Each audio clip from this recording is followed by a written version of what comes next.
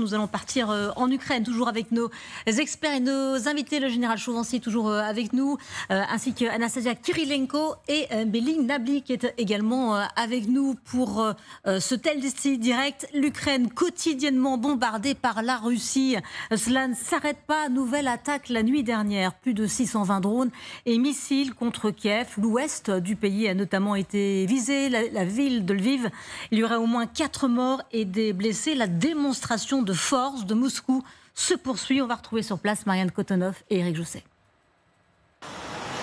Oui, du côté du front, on nous disait bientôt il va être plus dangereux de vivre à Kiev et dans les grandes villes ukrainiennes que de vivre dans le Donbass. Et c'est vrai que depuis quelques semaines, c'est vraiment cette stratégie bien de frapper les grandes villes, mais d'envoyer une pluie de bombes, de saturer le ciel. Le général l'a dit, saturer le ciel ukrainien avec des drones, avec des missiles balistiques. Alors ça use aussi les défenses antiaériennes qui sont au niveau très bas ici en Ukraine. On pleure, on demande à corps et à cri d'avoir des systèmes patriotes en surplus parce que là les stocks sont vraiment assez bas. Et puis évidemment la population est choquée à chaque fois, la population qui n'en peut plus de toutes ces frappes nocturnes. Il y a des habitants dans des villes, ils nous disent mais on ne sait jamais si ça va nous tomber dessus cette nuit ou la nuit prochaine. Là la nuit dernière c'était Lviv, c'était toute la région ouest de l'Ukraine qui était frappée. La nuit d'avant c'était la région de Kiev encore qui était frappée. À chaque fois il y a une cible privilégiée, mais tout le reste de l'Ukraine est arrosé aussi.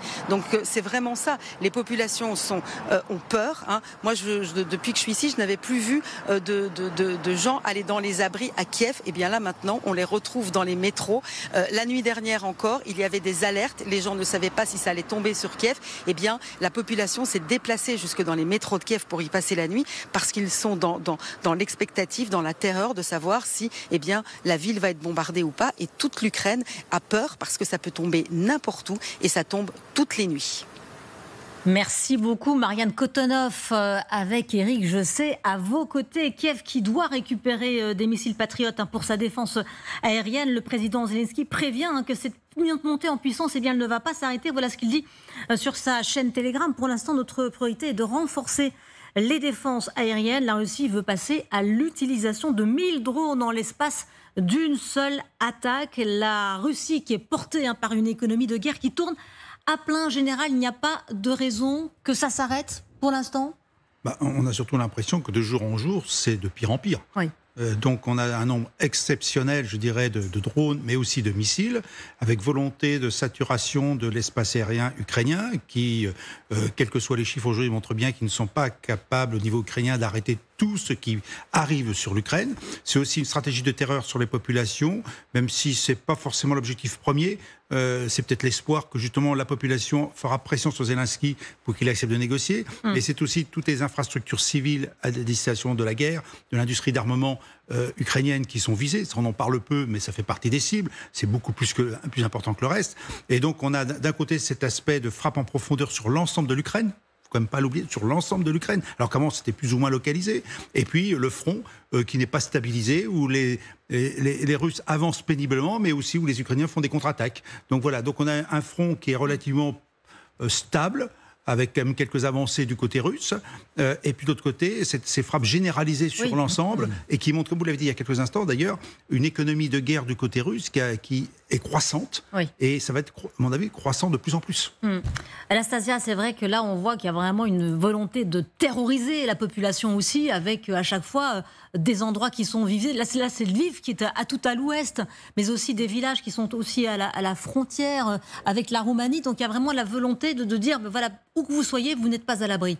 En fait, malheureusement, c'est dû clairement à l'arrivée de Donald Trump au pouvoir. J'ai parlé avec une journaliste qui reste à Kiev depuis le début de la guerre, et elle a comparé, il avait une accalmie avant l'arrivée de Trump, et dès qu'il est arrivé au pouvoir, et il est quand même ambigu avec Poutine. Il y a effectivement la volonté de montrer que la Russie doit finir cette opération spéciale, dénazifier, etc. La propagande russe continue à parler de la dénazification de l'Ukraine et de la prise de conscience de l'Occident. Mais si quand même, pour évoquer quelque chose d'optimiste, à Soumy, les Ukrainiens sont en train d'encercler les Russes, et ça c'est les propagandistes eux-mêmes qui le disent.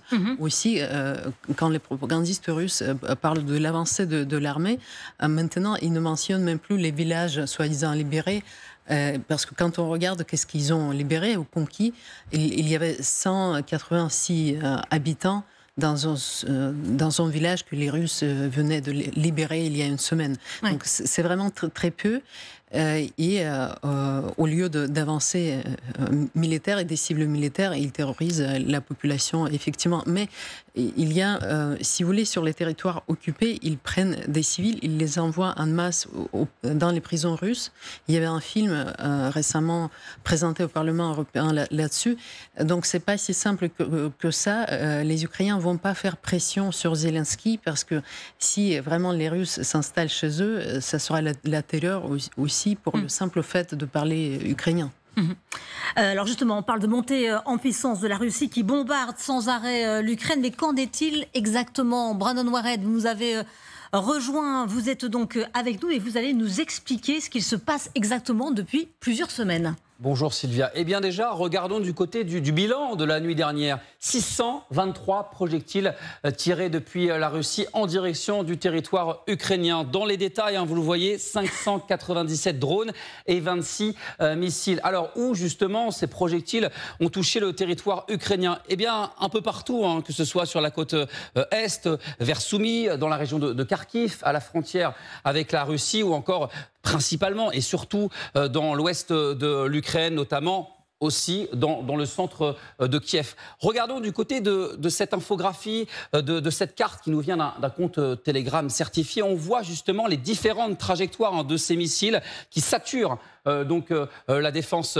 aérienne ukrainienne donc cette nuit dernière, avec notamment un missile et 20 drones quand même qui ont échappé à la défense aérienne ukrainienne du fait de cette intensité extrêmement importante et qui s'accumule, qui s'intensifie ces dernières semaines. Regardez, nous étions dans la nuit de mardi à mercredi, la plus vaste attaque de missiles et de drones russes en territoire ukrainien, 741 projectiles tirés. Alors depuis ces dernières semaines, Sylvia, on parle beaucoup de records qui s'accumulent. Par exemple, c'était le 4 juillet, la semaine justement d'avant. C'était déjà un record, 550 projectiles, avec évidemment toujours la majorité de drones tirés en direction du territoire ukrainien. Et là, c'est 200 projectiles supplémentaires en seulement quelques jours, avec notamment des missiles et des projectiles qui se dirigent, qui se convergent vers la capitale Kiev.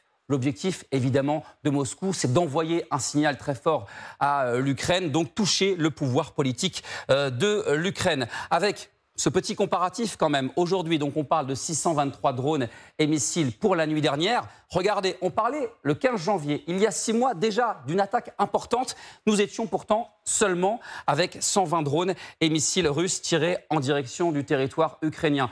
Vous l'avez vu, la majorité des projectiles, ce sont des drones parce que c'est peu coûteux. Les Russes en produisent énormément. Il y en a dans les stocks de Vladimir Poutine. L'objectif principal, vos invités l'ont rappelé en plateau, c'est de saturer donc l'espace aérien ukrainien. De l'autre côté, des missiles, il y en a peu parce que c'est beaucoup plus cher et les Russes en possèdent beaucoup moins. Depuis le 24 février 2022, regardez cette donnée assez importante.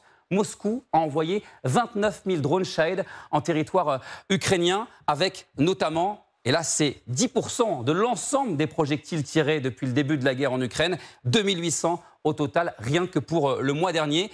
Il y a des spécialistes américains, des spécialistes militaires qui ont été interrogés ces derniers jours par le New York Times, rappelés notamment cette nuit par le président Volodymyr Zelensky. Avec son économie de guerre, Moscou pourrait, à partir de cet automne, lancer à partir d'une seule attaque, plus de 1000 drones par attaque. C'est la raison pour laquelle le président ukrainien Volodymyr Zelensky a demandé ces derniers jours à ses soutiens, à ses alliés, d'intensifier leur aide pour justement contrer la force de frappe russe.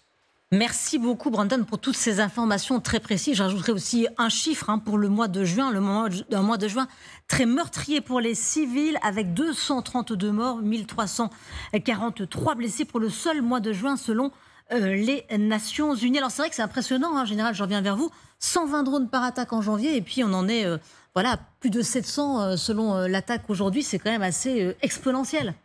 Cela veut dire que nous atteignons, à mon avis, un paroxysme dans ce conflit. Nous sommes dans les quelques mois, finalement, où tout pourrait se jouer en termes de stabilisation. C'est-à-dire que d'un côté, la Russie ne veut pas céder dans ses objectifs.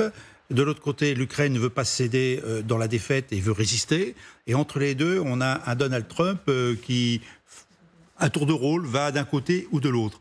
Et donc, il s'agit finalement indirectement d'abord de montrer sa détermination de part et d'autre vis-à-vis de Trump, et puis aussi d'inciter Trump à soutenir l'un ou l'autre d'une manière plus forte. C'est bien à quoi on assiste depuis 3-4 jours, où finalement Trump dit bah oui, on va pouvoir peut-être livrer quelques armes, quelques missiles, qui sont encore d'ailleurs dans les stocks prévus par Biden et qui ne sont pas encore livrés. Pas encore livrés, qui sont en Pologne. Hein. On parle de 30 missiles quand même. 30 missiles, ça veut dire comme il en faut 2 missiles pour arrêter un Iskander, ça ne fait pas beaucoup. Hein. Et on n'a pas finalement d'affirmation américaine sur de nouvelles livraisons. Donc voilà. Alors, le président Zelensky dit qu'il a des dates de livraison. Effectivement, il a des dates, mais il a des dates. Alors, on a l'affaire des Patriotes. Les Patriotes sont les seuls qui peuvent arrêter les missiles de croisière en particulier. Donc aujourd'hui, il semblerait que l'Allemagne soit prête à en acheter 2 batteries aux Américains. Et je crois que la Norvège peut aussi en acheter une batterie, ce qui montrait à 9 batteries, en gros, de Patriotes pour l'Ukraine. Et puis, pour un peu dimensionner l'ensemble, sachant que les Américains, eux, n'en ont que 60 si on fait le bilan. Donc, c'est beaucoup pour l'Ukraine quand on fait le bilan. Alors, après chaque nuit d'attaque, le président Zelensky appelle à de nouvelles sanctions, à envoyer davantage de signaux. Le chef de l'administration présidentielle dit la formule, c'est simple, pour mettre fin à la terreur, c'est les sanctions économiques, les frappes à longue portée pour détruire la production d'armes de destruction massive et un bouclier aérien. Les voilà, ces solutions pour pouvoir venir à bout de ces attaques massives? C'est une prise de parole qui se comprend. Il a besoin de réagir et d'en appeler à ses principaux soutiens. Mais il est pris dans une mauvaise dynamique, si j'ose dire. Ce qui est saisissant dans la séquence actuelle, c'est que d'un côté, l'économie russe, ou l'économie de guerre côté russe, est à son paroxysme et que par conséquent, ce rythme de croisière traduit aussi le fait que le temps joue en faveur des Russes. Tout à fait. Parce qu'une fois que cette économie de guerre a pris son rythme de croisière, ils peuvent voir à terme, à long terme même. Alors que côté ukrainien, il y a toujours cette dépendance structurelle vis-à-vis de ses principaux alliés, les États-Unis en particulier, où il y a de l'insécurité au sens du manque de fiabilité dans la parole et des engagements de Donald Trump. Et ce contraste-là est vraiment aujourd'hui décisif, je trouve, pour comprendre finalement la situation des deux belligérants. Il y a d'un côté une montée en puissance et une indépendance structurelle côté russe et une dépendance assumée côté ukrainien en dépit d'une adaptation et d'une économie de guerre réelle aussi côté ukrainien. Mais il n'empêche, les situations ne sont pas les mêmes, les capacités ne sont pas les mêmes et on continue à constater le contraste. La Russie qui reçoit d'ailleurs de nombreuses armes de la part de la Corée du Nord. Et justement, Sergueï Lavrov est en Corée du Nord aujourd'hui. Il a rencontré son homologue nord-coréenne et il a également serré la main de Kim Jong-un. On le voit sur ces images, selon le chef d'ailleurs du renseignement militaire ukrainien. C'est Kirill Boudanov. Pyongyang fournirait actuellement jusqu'à 40% des munitions russes pour la guerre contre l'Ukraine. Anastasia, c'est un partenariat qui fonctionne à plein. Oui, en plus, la Corée du Nord a envoyé quand même les soldats dans la région de Kursk. Après, il y avait quelques rencontres. On a discuté que peut-être la Corée du Nord va livrer de la poudre aux Russes. Effectivement, ça marche bien. C'est l'union de deux pays voyous. Parce que la logique, la Russie, c'est la capacité de nuisance. Elle est contre l'Occident. Et bien, la Corée du Nord aussi. On est très, très pauvre. À qui est la faute? À l'Occident. En tout cas, à regarder la propagande de la Corée du Nord. Tout ça, c'est inquiétant et peut-être ça fera réagir finalement Donald Trump qui a promis à la veille des surprises aux Russes. Oui. Et d'ailleurs, il y a quand même l'augmentation du budget de Pentagone à long terme et même à moyen terme.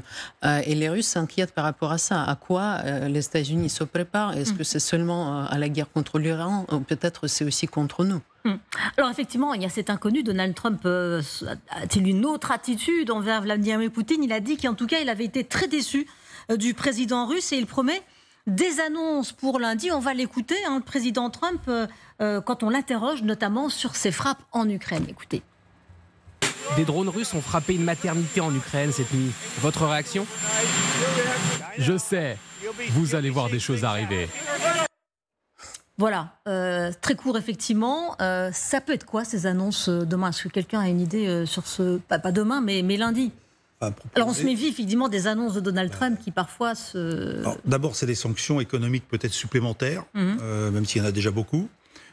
C'est ensuite peut-être aussi des livraisons d'armes défensives et non pas forcément offensives. En défensive, a priori, on est bien dans la défense solaire, qui est la principale réponse à la menace. C'est-à-dire en fait officialiser des livraisons d'armes que jusqu'à présent Donald Trump s'est refusé à faire. Donc voilà, on aurait peut-être une démarche dans ce sens-là. Et puis dans les sanctions, effectivement, il y a peut-être aussi une action sur les pétroliers fantômes russes. Où les Européens se positionnent déjà pour faire éventuellement des interceptions, on en parle. Peut-être que les Américains vont accroître leur contrôle pour entraver finalement ce contrôle, ces exportations qui ne sont pas autorisées. Voilà, il y a déjà des sanctions sur un certain nombre de... Tout à fait. De bateaux de cette flotte fantôme, mais pour le moment, il n'y a pas beaucoup. Mais les Américains ne font pas grand-chose dans cette affaire-là. Donc peut-être que les Américains pourraient s'impliquer davantage. Oui, peut impliquer davantage. Anastasia. Il y avait 3 pétroliers fantômes déjà qui ont été sabotés, et peut-être par les Ukrainiens, même sans sanctions. Il y a les Britanniques qui ont adopté de nouvelles sanctions contre les armes chimiques russes utilisées contre les Ukrainiens. Donc, dans des tranchées, les Russes utilisaient ces armes chimiques pour faire sortir les soldats, et ça a déplu aux Britanniques, et ils influencent quand même les États-Unis. Peut-être Trump, il pourrait s'inspirer de cet exemple. Est-ce qu'on assiste finalement à une union retrouvée autour de l'Ukraine avec ses partenaires qui annoncent effectivement pouvoir récupérer quelques missiles patriotes pour l'Ukraine, et puis Trump qui va faire des annonces en début de semaine et qui a déjà... annoncé comment il allait s'organiser pour fournir des armes à Kiev, passer par l'OTAN. L'OTAN les distribue ensuite à l'Ukraine. Regardez ce qu'il a dit Donald Trump. Nous envoyons des armes à l'OTAN. L'OTAN paye pour ces armes à 100%. Ce que nous faisons, c'est que les armes qui sortent vont à l'OTAN, puis l'OTAN va donner ces armes à l'Ukraine. C'est aussi simple que ça, ou ce ne sera pas dans les faits? Non, c'est pas simple. C'est pas si simple. Aussi facile que ça, oui. Non, c'est pas. D'abord parce que l'OTAN ne livre pas d'armes, déjà pour commencer. Ce qui se passe, c'est que des États... vendent ou donnent des armements en récompense à l'Ukraine. C'est des actions bilatérales. Dans ce cas-là, il y a une société, une administration d'achat d'armement au sein de l'OTAN, mais c'est pour les membres, et c'est plutôt des questions de financement. Il y a une trentaine de contrats qui ont lieu actuellement, mais cette mission-là, telle qu'elle est fixée, ce n'est pas comme ça que ça fonctionne. C'est beaucoup plus compliqué. Ensuite, ça ne se fait pas du jour au lendemain. Donc on est comme dans une histoire de calendrier. Le calendrier, c'est combien de temps les Ukrainiens pourront attendre avant d'être vraiment réalimentés en armement. Et ce n'est pas en disant aujourd'hui, je dis à l'OTAN, achetez et donnez, que ça va se régler. Et ensuite, sur quel type d'armement? N'oublions pas non plus qu'il y a des autorisations et que les Américains doivent donner des autorisations d'emploi sur l'armement qu'on leur achèterait aussi. Donc on a une complexité qui, à mon avis, ne peut pas se résoudre dans la semaine. Donc on est quand même cette notion de calendrier de plusieurs semaines, sinon plusieurs mois. C'est pas si simple que ça. Belin Nabli. Oui, et quoi qu'il en soit, ce type d'annonce vient vraiment illustrer la déconstruction d'une idée reçue autour du slogan trumpiste par excellence, qui est America First. Au départ, on pensait qu'America First allait se traduire par un repli sur les affaires internes américo-américaines. En fait, depuis le début du second mandat, et plus que dans le cadre du premier mandat, on a un véritable interventionnisme des États-Unis dans les affaires du monde, avec un volontarisme incarné par le président Trump. Et donc, il y a cette idée de gendarme du monde, quand même, qui est incarnée.